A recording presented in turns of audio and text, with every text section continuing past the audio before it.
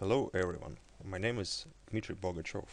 I am graduate student in Moscow University of Physics and Technology and also works as deep learning engineer in Active Business Consult, a Russian IT company.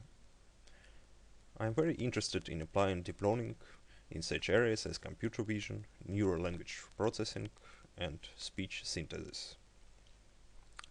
And now I want to tell you about my solution of pneumothorax segmentation challenge.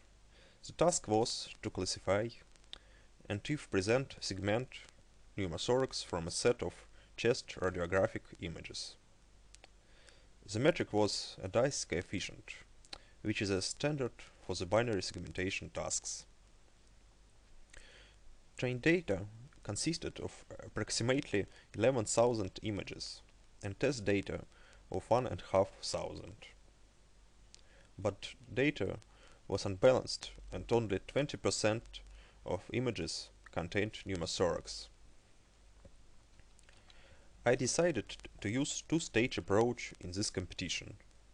First, classify pictures as containing and not containing pneumothorax and then do segmentation.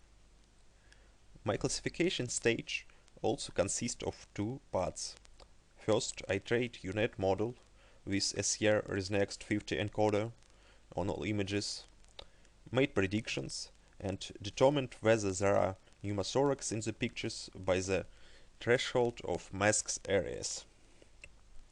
During training process I balanced input batches so that there was the same amount of pneumothorax and non-pneumothorax images in every batch, and it greatly accelerated the convergence.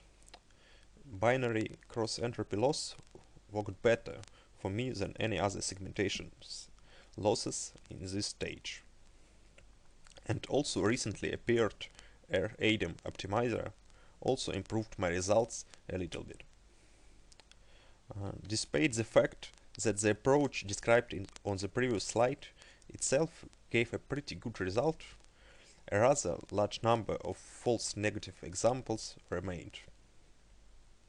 So I also trained several deep classification models, such as ResNet34, SIIM 50, SIIM 101 and dual path network, and use a voting scheme to find extra images containing pneumothorax.